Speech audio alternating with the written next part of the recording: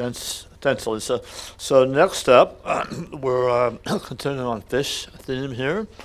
We have Jenni Morella with Prince William Sound and Copper River Finfish Area Research Biologist with the Department of Fish and Game, and she is on the line, if I have that right. We can hear you and we can see you. Okay, great. Can you see my first slide? Yes.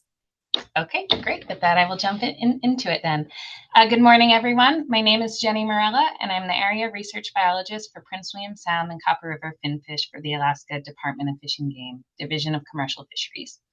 I'm excited to join you virtually today and share some of the ongoing salmon research and monitoring that Fish and Game is doing in the Sound.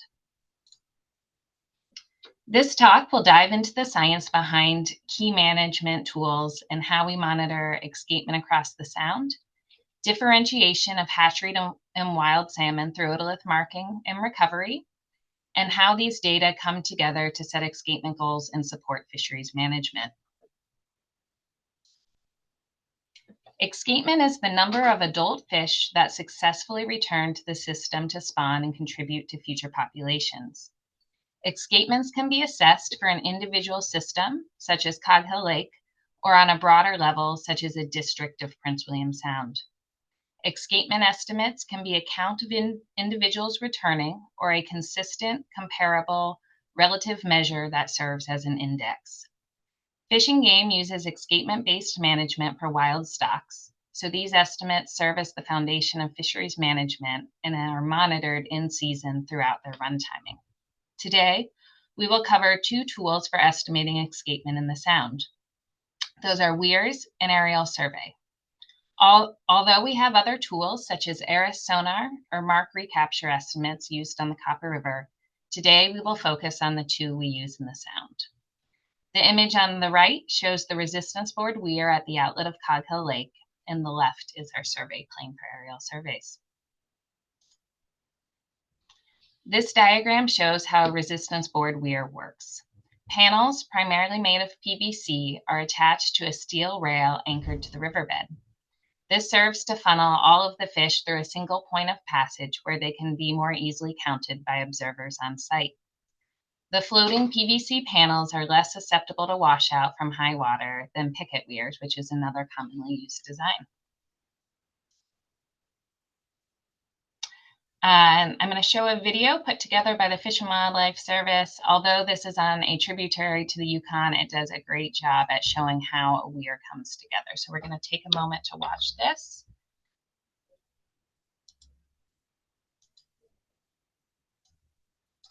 And I'm going to go ahead and leave the sound off for this one.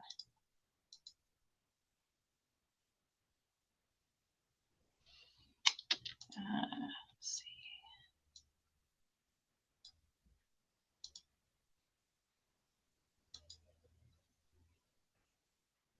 Okay, I was going to try and jump ahead to where the weir goes in, but you'll have to bear with me for just a moment because it's not going to let me jump ahead with the presentation mode.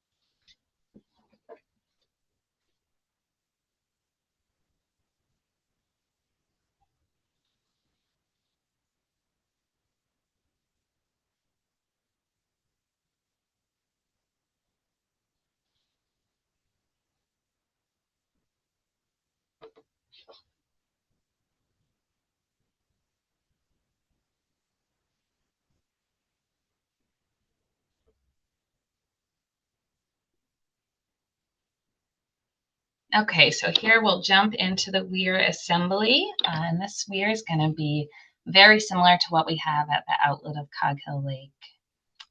First is the underwater preparation. What they're doing here is they are dropping a steel base rail. This is going to be kind of the bottom foundation for this weir that the panels are going to attach to.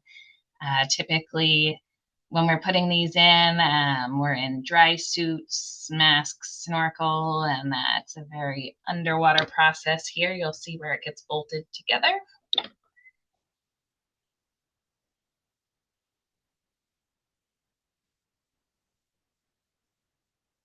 Now they are securing this to the bottom of the riverbed with some rebar.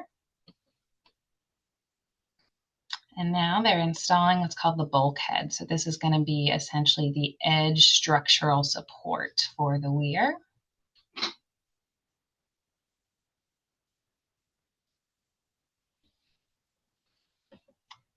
And now you're going to see this great time lapse of it all coming together with the panels.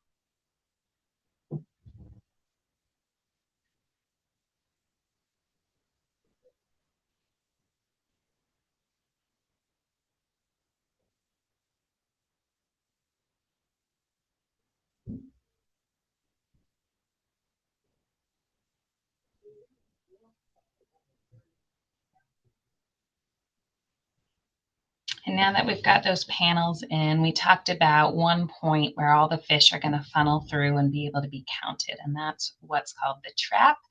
And that's the part that they're installing right here.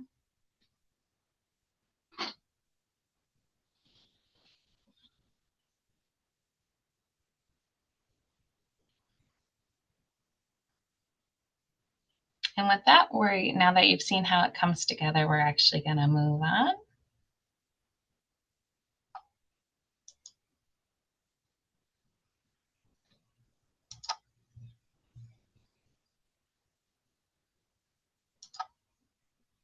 Okay, I also want to briefly show a picket weir. This photo shows the picket weir kind of in the middle of assembly. Eventually the panels will be filled in the rest of the way to again funnel salmon passage through the trap. Although this photo is from Cog Hill River Weir before we had a resistance weir, picket weir is currently used at the outlet of East Chamois Lake. Fish and Game operates a weir at Cog Hill River, and the native village of Eyak operates East Chamois Weir through a cooperative agreement with Alaska Department of Fish and Game. These sites are primarily to monitor sockeye salmon escapement and were selected for weirs because they are the largest wild sockeye populations in the Sound, and the department has monitored escapement at these sites since the 60s. Now that we've taken a look at using weirs to monitor sockeye escapement, let's pivot to our other main tool in the Sound, which is aerial surveys.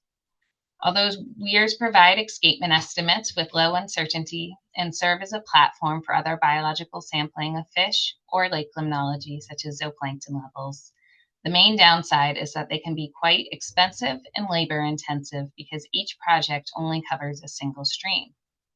We have hundreds of pink salmon spawning streams in the Sound, many of which are also chum salmon spawning streams, and we need an approach that can cover this broad area with many streams. As you can see from this picture, aerial surveys cannot estimate exact numbers and can be very difficult to differentiate the species we're observing. So how do we do it? We have 134 index streams within the Sound. These streams were selected because they contain a significant proportion of the overall escapement. This serves as an index because we are not flying every stream or counting every salmon in the Sound. Instead, this is a comparable subset that we monitor. We fly each stream every 7 to 10 days, ideally, if weather allows. Of course, this means we are seeing some of the same fish on multiple surveys, so we adjust our estimates using an area under the curve estimate. We won't get into the nitty-gritty today, but we have estimates of stream life, or how long the fish reside in the stream prior to dying after they spawn, which allows us to adjust our counts across multiple surveys. Again, this is not a count of fish, rather an index that directly compares to the escapement goal. If we wanted to expand this index to the number of fish in the sound, we would need to expand to account for the proportion of spawning streams we're not flying and the observer efficiency. Next, we will briefly touch on our two key pieces of biological sampling we use in the assessment of these fisheries. With 20 minutes, we can't cover all our programs, but my goal is to show how all these pieces come together to set the escapement goals used to manage fisheries. The first is age, sex, length data, primarily of sockeye salmon for Prince William Sound. We collect scales from our weir sites and commercial harvest, which can be used to estimate fish ages by counting the annual growth rings in both fresh and salt water. Every year, we collect and age thousands of salmon scales for our assessment. Because pink salmon have a fixed 2-year life history, we do not need to collect and age pink salmon scales. Next is how we collect samples to differentiate hatchery from wild fish in Prince William Sound. Most folks are familiar with the salmon hatcheries throughout the Sound. They primarily produce pink, chum, and sockeye salmon, as well as coho to a lesser extent, and a few small remote releases of kings. Saltwater fisheries in the Sound are mixed stock, meaning that they harvest both hatchery and wild salmon intermixed. Wild stocks are given a priority in statute, and when these fish return as adults, fisheries managers need to know on a near daily basis what proportion of the commercial harvest is hatchery versus wild fish, so they can ensure appropriate harvest pressure to provide for wild stock escapement and brood stock and cost recovery needs of hatcheries. Additionally, we need to estimate the total run sizes of hatchery and wild stocks for our assessment. The hatcheries apply a series of thermal marks in unique patterns during the eye-to-egg phase of rearing fish. Increasing the temperature just a couple degrees will lay down the rings on the salmon otoliths. When these fish return as adults, the otoliths retain the imprints with the unique patterns with known marks that will allow us to determine what hatchery it came from, as well as what year it was hatched.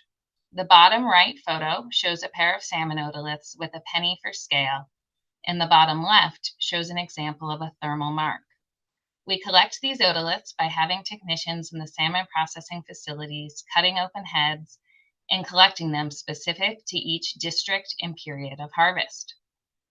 We sample these otoliths proportional to harvest, so it's representative of all fish caught. Otoliths are brought into our in-house lab where they're mounted to the slides, ground until marks are visible, and the unique patterns are observed under a microscope. We use these to produce in-season estimates of hatchery and wild harvest.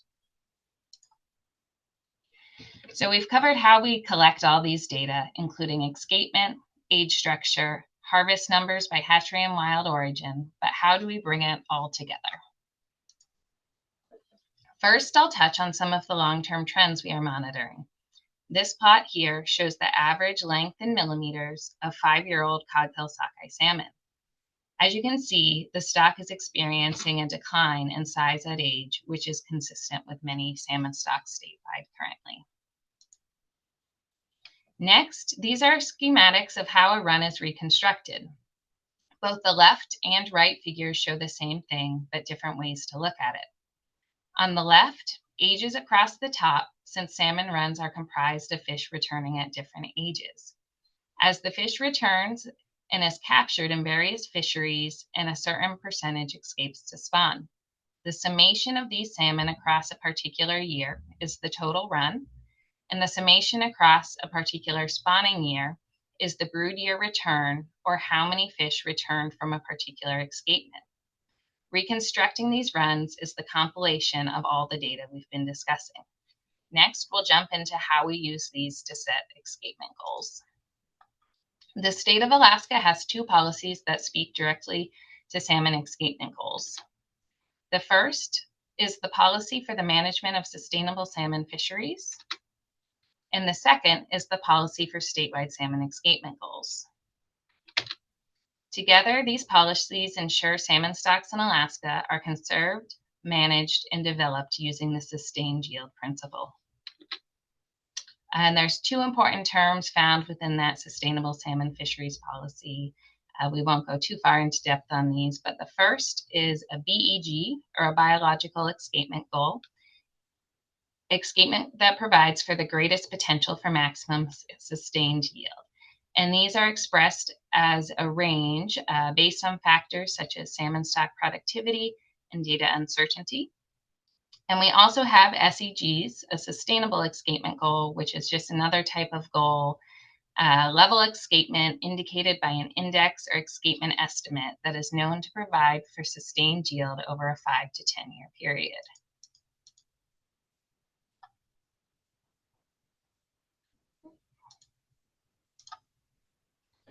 Although there are several methods of setting escapement goals, today I'm going to walk you through how we look at a basic Ricker spawner recruit model. These slides are just an example of the method, but this approach is used to set codhill and e-chamois sockeye salmon escapement goals. The horizontal axis shows the number of fish that escaped and made it to the spawning grounds in a given year. The vertical axis is the number of fish that returned from the brood year or parent year of those escaped fish in subsequent years. This line is what we call the replacement line. Basically, any point above this line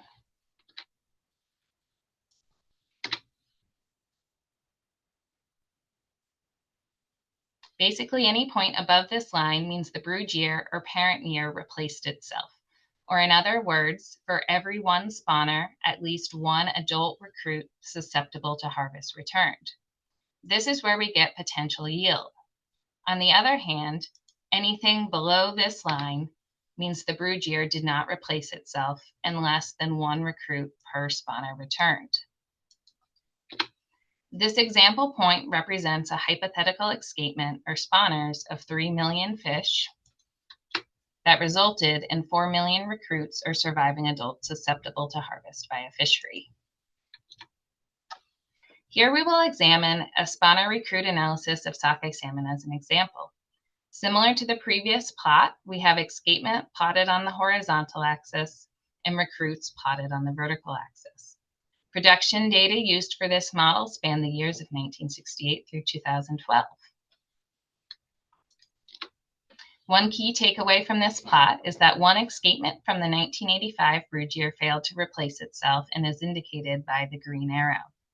However, it is also worth noting that roughly the same escapement level we observed the fourth highest return on record as indicated by the blue arrow.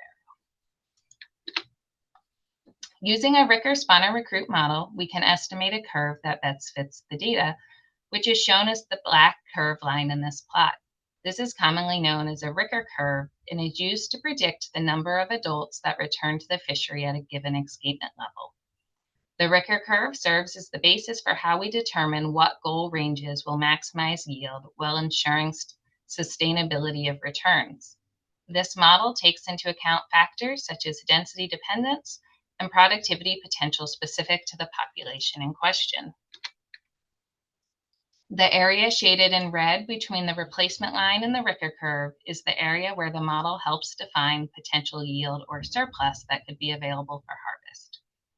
The point where these two lines are furthest apart is what we would call MSY, or maximum sustained yield.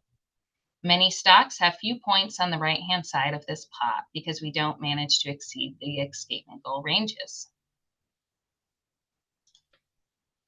This model estimated an MSY to be near an escapement of 220,000 fish for this example, which is indicated by the vertical dotted black line in this plot, and the range is in gray. The other approach we will briefly look at today is the percentile approach. Because Prince William Sound pink and chum salmon goals are based on this method. The department developed this technique based on the percentiles of observed escapements.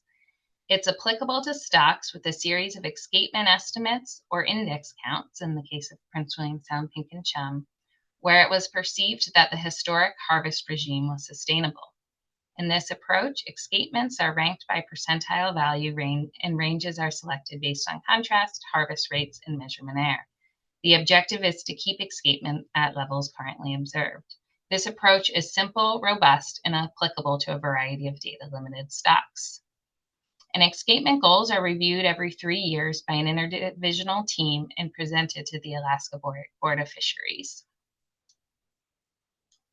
We saw at the beginning of the presentation how we monitor these escapement goals throughout the season for implementation. In summary, we've reviewed the main methods of estimating escapement in Prince William Sound, the importance of collecting biological data such as age, sex, and length, otoliths for hatchery or wild origin, and looked at how all these data come together to estimate total run size, reconstruct runs, and set escapement goals, which serve as a foundation for sustainable fisheries management in Prince William Sound. This photo shows construction of one of the earliest fish weirs on the Codkill River and exemplifies the long-term monitoring of these systems and their importance into the future for sustainable fisheries management. With that, thank you for the opportunity to present today, and I'll take some questions if there's any time left and folks have questions.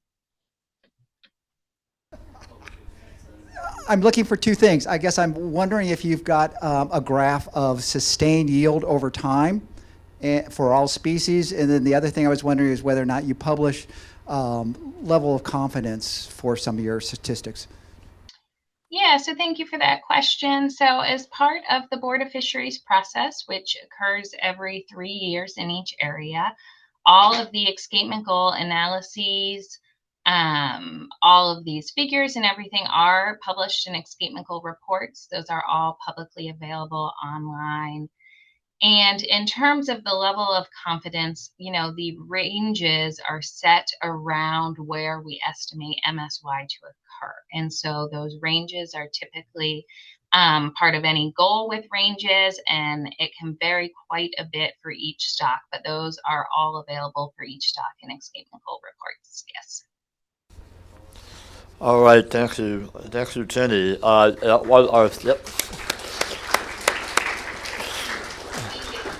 Our theme this year has been sustaining Prince William Sound, and the fisheries are a great example of how Alaska has managed to maintain our fisheries using science.